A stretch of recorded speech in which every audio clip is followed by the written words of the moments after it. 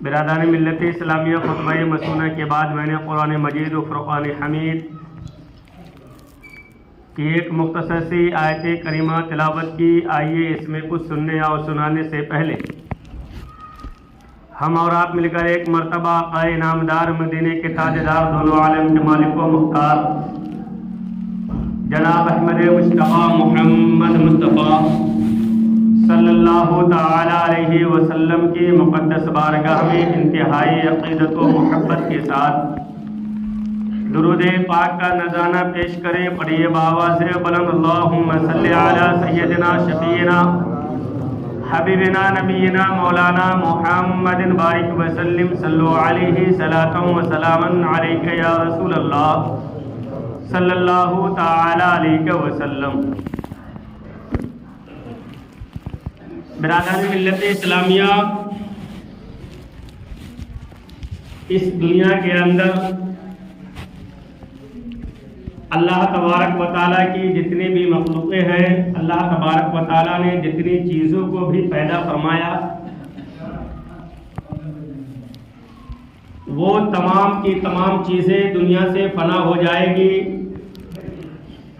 ہر انسان اس بات کو جانتا ہے کہ اگر باقی رہنے والی کوئی ذات ہے تو صرف اور صرف اللہ تبارک و تعالیٰ کی ذات ہے، باقی ہر چیز کو فنا ہونا ہے۔ وقت مقررہ پہ ہم چاہے جہاں بھی رہے، جس حال میں رہے، کہیں بھی رہے، اگر ہمارا وقت پورا ہو گیا ہے تو ہمیں اس دنیا کو چھوڑ کر کے جانا ہوگا۔ کوئی انسان بچ نہیں سکتا ہے، چاہے وہ کہیں بھی چلا جائے، کتنے ہی محفوظ جگہوں میں چلا جائے، لیکن اگر وقت پورا ہو گیا ہے تو انسان کو جانا ہوگا۔ وقت سے پہلے بھی کوئی نہیں جا سکتا ہے اور وقت ہونے کے بعد بھی کوئی بچ نہیں سکتا ہے۔ اللہ نے فرمایا اینما تکونوا یدرککم الموت، کہ اے لوگو تم جہاں بھی کہیں رہو گے، تم جس حال میں رہو گے، موت تمہارے پاس آ کر کے رہے گی۔ وَلَوْ كُنْتُمْ فِي بُرُوجٍ مُشَيَّدَةٍ، اگرچہ تم پہاڑ کے کوہ میں جا کر کے چھپ بھی جاؤ گے، تو اگر تمہارے موت کا وقت مقرر ہو گیا ہے، وقت آ گیا ہے، تو تمہیں اسی حال میں وہیں پہ تمہارے پاس موت آ جائے گی۔ برادران ملت اسلامیہ، کبھی کبھی ایسا ہوتا ہے کہ انسان بہت ساری چیزوں کو بناتا ہے، بہت ساری چیزوں کو دنیا میں اپنے لیے، اپنے اولاد کے لیے بناتا ہے، لیکن آپ نے دیکھا ہوگا کہ بنانے والا بہت سارے ایسے لوگ ہوتے ہیں کہ اس گھر میں، اس مکان میں، اس چیز میں آرام نہیں کر پاتے ہیں، وہ دنیا سے چلے جاتے ہیں۔ چاہے وہ اچھے لوگ ہو، چاہے وہ کوئی بھی ہو۔ شداد نے، جس نے خدائی کا دعویٰ کیا تھا، اور شداد دنیا میں جنت کو بنایا تھا اس نے، اور اعلان کیا تھا کہ جب تک میں اس جنت کو دیکھ نہ لوں، کوئی بھی دوسرا انسان اس جنت کو دیکھ نہیں سکتا ہے۔ انسان چاہے جتنا بھی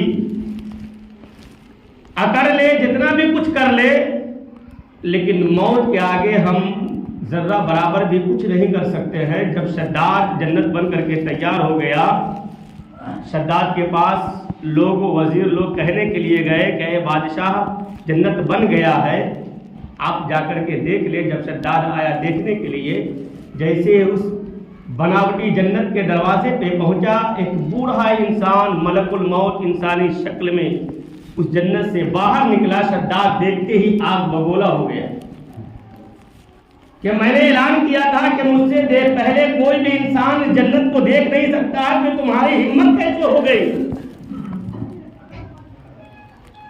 تمہاری اتنی مجال۔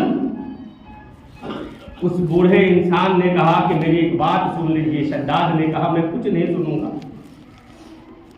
تمہاری طاقت کیسے ہوئی، ہمت کیسے ہوئی کہ تم میرے دیکھنے سے پہلے جا کر کے دیکھ لیے؟ گھوڑے پہ بیٹھا ہوا تھا اس انسانی شکل والے فرشتے نے کہا کہ اے شداد، اگر تم نیچے اترنا گوارا نہیں کرتے ہو، تمہاری عزت کے لائق نہیں ہے، تم اپنا کان میرے کان کے قریب کرو، میں ایک بات کہوں گا۔ شداد نے سوچا چلو کان کو قریب کر لیتا ہوں۔ جیسے ہی قریب کیا تو اس بوڑھے انسان نے کہا کہ میں ملک الموت ہوں، میں تمہاری روح نکالنے کے لیے آیا ہوں۔ اتنا سننا تھا کہ فوراً وہ گھوڑے سے اتر کر کے کہتا ہے مجھے معاف کر دیجئے، مجھے مہلت دے دیجئے، میں اپنی بنائی ہوئی جنت کو میں دیکھ لیتا ہوں۔ فرشتے نے کہا کہ نہیں، تمہارا وقت پورا ہو چکا ہے، اب ایک لمحہ بھی تمہیں زندگی کا میسر نہیں ہوگا۔ اتنا کہنے کے بعد اس ملک الموت نے اس شداد کے روح کو قبض کر لیا۔ بنی بنائی جنت جس نے لاکھوں کروڑوں روپے خرچ کر کے اسے جنت کو بنوایا تھا وہ دیکھ نہیں پایا۔ موت کب آ جائے اس کی کوئی گارنٹی نہیں، زندگی کی کوئی گارنٹی نہیں ہے۔ موت کی گارنٹی ہے کہ وہ آ کر کے رہے گی، لیکن زندگی ہمیں کل نصیب ہو جائے اس کی کوئی گارنٹی نہیں۔ ہمیں تیاری آخرت کی کرنی ہے۔ اور برادران ملت اسلامیہ ایک بات یاد رکھے، میں چونکہ موت پہ بیان نہیں کرنا ہے، ایک بات یاد رکھے کہ جس طرح دنیا کے اندر اگر آپ کو گھر کے پڑوسی اگر اچھا مل گئے تو کتابوں میں آیا ہے کہ وہ انسان خوش نصیب ہے، قسمت والا ہے جس کا پڑوسی اچھا۔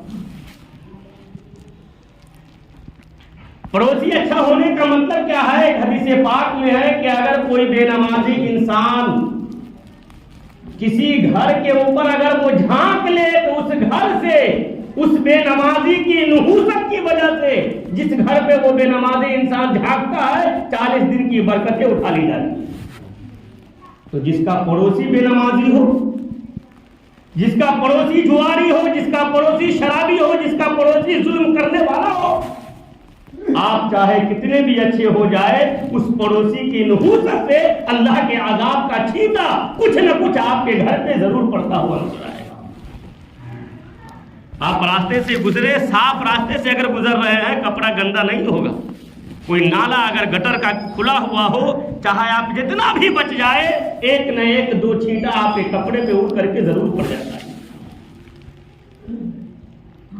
یہ دنیا میں بھی اگر پڑوسی اچھا ہے تو آپ خوش نصیب ہے۔ 3 چیزوں کے بارے میں کہا گیا ہے کہ جس کے پاس 3 چیزیں میسر ہو گئی دنیا کے اندر وہ خوش نصیب ہے۔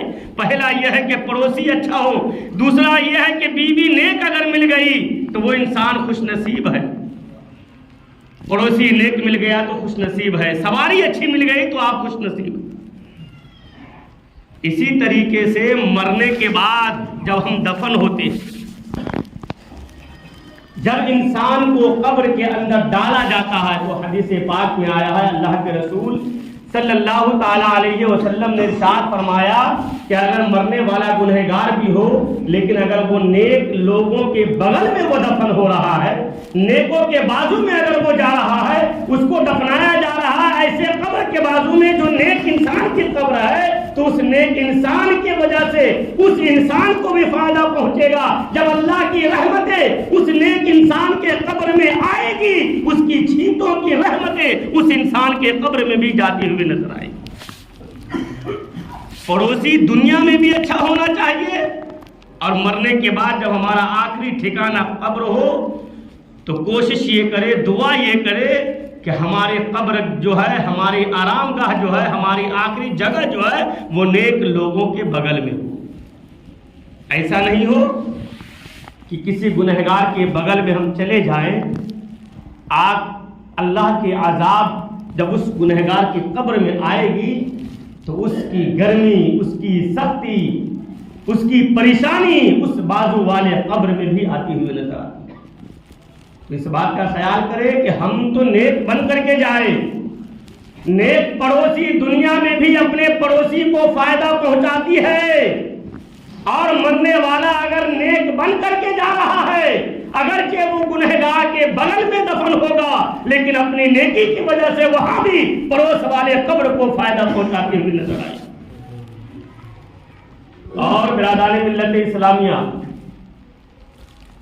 جب جنازہ جائے، ایک بات یاد رکھے، میں بارہا کہتا ہوں کہ آپ دنیا سے اس حال میں جائے کہ مرنے کے بعد کوئی یہ نہ کہے کہ اچھا ہوا مر گیا، بہت خراب تھا۔ किसी की जबान से ये ना निकले कि अच्छा हुआ मर गया, बहुत परेशान होता। आप चाहे दुनिया में कुछ भी किए हो, आपका अमल है वो अल्लाह जाने, आप जाने, लेकिन दुनिया वालों के साथ ऐसा करके मत जाए कि आपके मरने के बाद वो दुआ देने के बजाय उसकी जबान से ये निकले कि अच्छा हुआ मर गया। बहुत सारे हमारे मुआशरे के अंदर भी है ना जो मर गए, मरे हुए 30 साल 40 साल भी हो गए, लेकिन आज भी लोग कहते हैं कि वो बहुत अच्छे लोग थे, चले गए, उनकी कमी खल रही है। और बहुत सारे ऐसे लोग भी गए हैं जिनके बारे में मरे हुए 40 साल गुजर गए, आज भी लोग कहते हैं बहुत खराब इंसान था, अच्छा हुआ वो मर गया। इसका अंजाम क्या होता है जानते हैं? हदीस पाक है, अल्लाह के रसूल सल्लल्लाहु ताला अलैहि वसल्लम अपने सहाबाए किराम के साथ में बैठे हुए थे, एक जनाजा गुजरा, जनाजे के पीछे बहुत सारे लोग भी थे। जब जनाजा गुजरा, जनाजा चला गया, आक़ाए कायनात सल्लल्लाहु ताला अलैहि वसल्लम ने इरशाद फरमाया, खुशखबरी है इस इंसान के लिए कि इसकी मग़फ़िरत हो गई। कुछ देर के बाद एक और जनाजा गुजरा, उसके पीछे भी लोग थे। आका ने इरशाद फरमाया, बदबख्ती है इस इंसान के लिए कि जो जनाजा जा रहा है वो जहन्नम के अजाब में गिरफ्तार होगा, इसकी मग़फ़िरत नहीं होगी। तो जनाजा चला गया,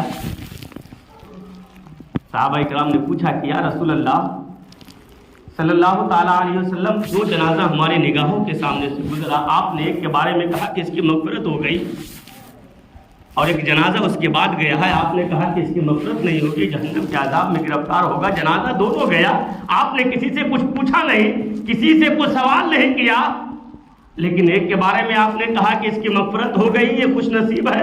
आपने एक के बारे में कहा ये कि बदनसीब है, इसकी मग़फ़िरत नहीं होगी।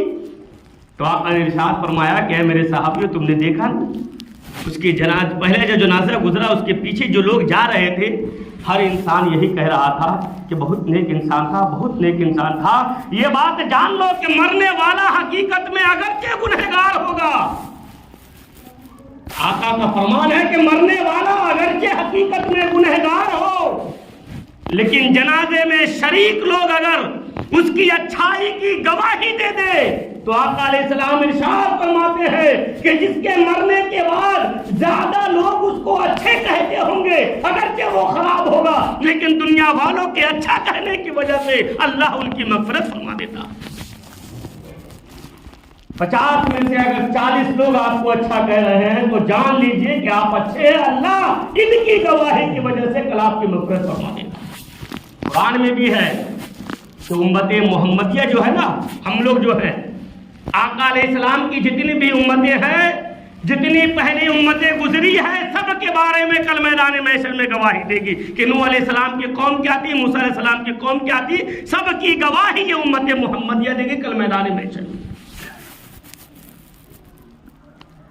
तो इसलिए हम अच्छे बन करके जाएं। वो तो दिल की बात अल्लाह जानता है कि कौन अच्छा है कौन खराब है। ये अलग बात है कि तराजू, आमाल तौलने वाला तराजू तो अल्लाह के पास है, कल मैदान महशर में खोला जाएगा। लेकिन हम दुनिया में घरों में दुकानों में बैठ करके फैसला कर लेते हैं कि किसके अमाल अच्छे हैं, कौन अच्छा है कौन खराब। ऐसा लगता है कि तौलने वाला तराजू वो हमारे पास आ गया है, जो हम लोगों को देख करके तौल लेते हैं, परख लेते हैं कि कौन अच्छा है कौन खराब है। तौलने वाला तराजू हमारे पास नहीं है, वो तो अल्लाह के पास है, कल मैदान महशर में तौला जाएगा। लेकिन आए दिन सुबह से शाम तक हम 10 लोगों को यूं ही तौल लेते हैं कि कौन बुरा है कौन खराब है कौन अच्छा है। बिरादरान मिल्लत इस्लामिया, ये तो जनाजा के मुतालिक है।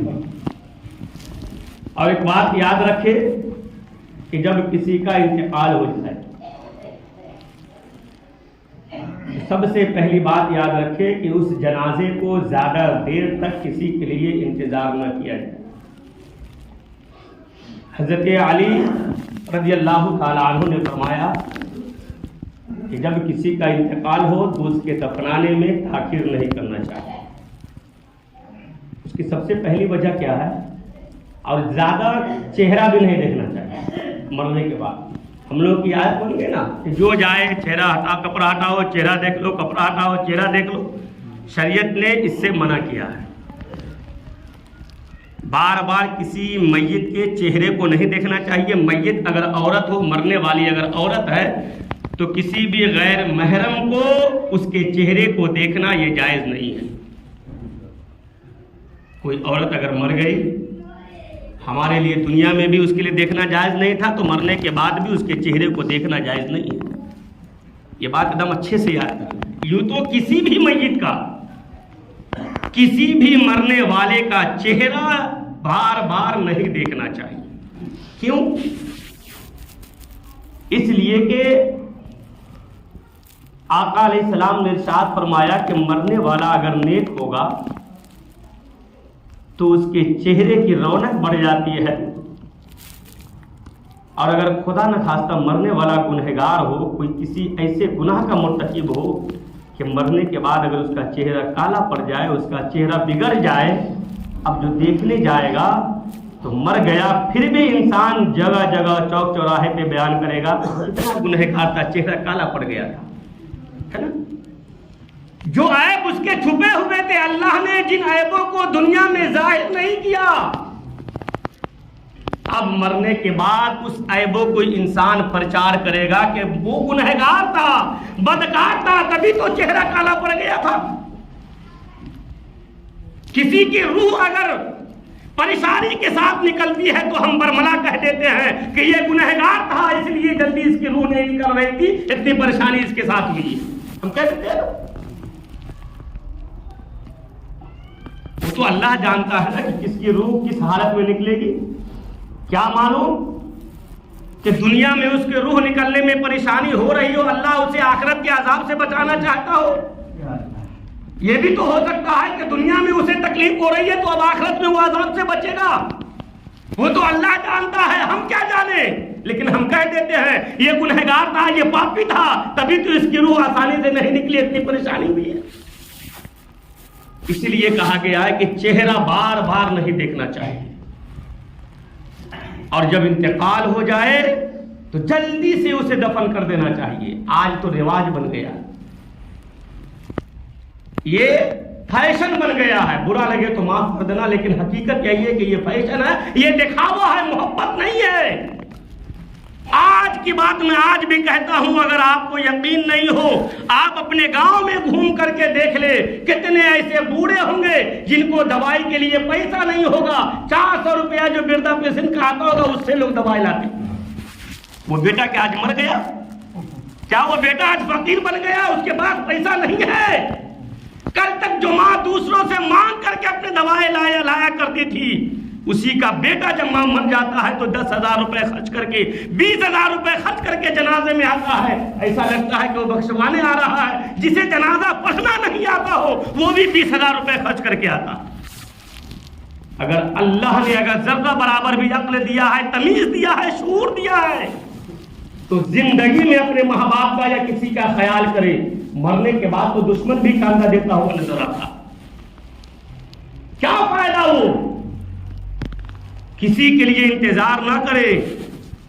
اگر اتنی محبت ہوتی ہے, 1 ہفتے ہاسپٹل میں رہتا ہے انسان, لیکن کسی کو توفیق نہیں ہوتی ہے کہ باہر سے آ کر کے دیکھ لے. مر گیا, ہاں ہمارا ہے, دفن نہیں کیجیے گا.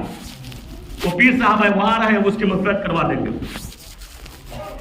برادران ملت اسلامیہ, دوسری بات, کل تک جو ماں کھانے کے لیے محتاج تھی, کل تک جو باپ کھانے کے لیے, اچھے کھانوں کے لیے محتاج تھے, جب اس کا انتقال ہو جاتا ہے تو وہی بیٹا 50 کلو 1 کنٹل گوشت لے کر کے لوگوں کو دعوت کر کے کھلاتا ہے. میت کا کھانا دعوت دے کر کے کھلانا یہ جائز نہیں ہے. چاہے تیجا کا ہو, 40واں کا ہو, 10واں کا ہو, دعوت دے کر کے کھلانا کہ آپ کو یہاں کھانے کی دعوت ہے, یہ جائز نہیں. حکم یہ ہے کہ آپ خانے رکھیں سال ثواب کے لیے, جو لوگ شریک ہو جائے تمام کو کھانا کھلا دیجیے, یہ درست ہے. بلا کر کے کھلانا یہ جائز نہیں ہے. اسی پیسے کو آپ زندگی میں دیں, اس سے زیادہ ثواب ہے. اور برادران ملت اسلامیہ, جب کسی عورت کا انتقال ہو جائے, تو اس کو ایک مشہور ہے لوگوں میں غلط مسئلہ کہ شوہر اب اسے دیکھ بھی نہیں سکتا ہے. اصل مسئلہ یہ ہے کہ اگر بیوی کا انتقال ہو جائے تو شوہر کے لیے حکم یہ ہے کہ شوہر اب انتقال کے بعد اس بیوی کو ہاتھ نہیں لگا سکتا. یعنی غسل دینا چاہے تو شوہر نہیں دے سکتا ہے، ہاتھ لگانا منع ہے، لیکن چہرہ دیکھنا شوہر کے لیے یہ جائز ہے. قبر میں جب اتارنے کا مسئلہ ہو تو اگر کسی عورت کا انتقال ہو تو کوئی عام آدمی قبر میں نہ اتارے، بلکہ جو ان کے اولاد ہو یا ان کے جو محرم ہو، جو اولاد ہیں، اور اگر اولاد وغیرہ نہیں ہے اس لائق تو جو متقی پرہیزگار انسان ہو. یوں تو ہر مردے کو قبر کے اندر وہی اتارے جو انسان متقی ہو. مسئلہ کہا گیا ہے کہ قبر میں اتارنے والا انسان چاہے کوئی بھی مردہ ہو، پہلا یہ ہونا چاہیے کہ وہ پرہیزگار ہونا چاہیے، دوسرا یہ ہونا چاہیے کہ وہ باتوں کو چھپانے والا ہو، ہر بات کو لوگوں کے سامنے بیان کرنے والا نہ ہو، ہے نا، چھپانے والا ہو. کیوں؟ قبر میں اگر کوئی غیر فطری چیز دیکھے، یعنی کسی کی قبر میں اگر کوئی سانپ آ جائے یا پھنس جائے یا کچھ ہو جائے، کچھ بھی ہو سکتا ہے، تو ایسے انسان کو قبر میں اتارے جو قبر میں اگر کوئی چیز دیکھے تو وہ دنیا میں آ کر کے لوگوں کو یہ نہ کہے کہ فلاں کو جب میں قبر میں اتار رہا تھا تو سانپ آ گیا تھا، دھنس گیا تھا، یہ ہو گیا تھا، تو اس سے مردے کی توہین ہوتی ہے. اس لیے ایسے انسان قبر میں اتارے جو نیک ہو، پرہیزگار ہو. اور عورتوں کو اتارنے والا ہونا چاہیے اولاد. جب عورتوں کو قبر میں رکھا جائے تو حکم یہ ہے کہ قبر کے اوپر ایک چادر سے ڈھک دیا جائے تاکہ عام لوگ اس کو نہ دیکھ سکے. کتنی عزت ہے عورت کی، کتنا اونچا مقام ہے پردے کا، کہ مرنے کے بعد بھی شریعت نے پردے کا کتنا خیال کیا ہے. ہم تو دنیا میں دھجیاں اڑاتے ہیں نا، مرنے کے بعد شریعت نے کتنا خیال کیا ہے کہ جب کسی عورت کے میت کو قبر میں اتارا جائے تو ان کے اولاد وغیرہ اتارے اور اوپر سے چادر کو ڈھک دے تاکہ اس کے ستر کی بے پردگی نہ ہو، کوئی عام انسان نہ دیکھے. برادران ملت اسلامیہ اس کے بعد چاہیے کہ مٹی دے، بہت فضیلت ہے مٹی دینے کی. کل میدان محشر میں جو مٹی ہم پردے پہ ڈالتے ہیں نا، کل وہ مٹی بھی گواہی دے گی.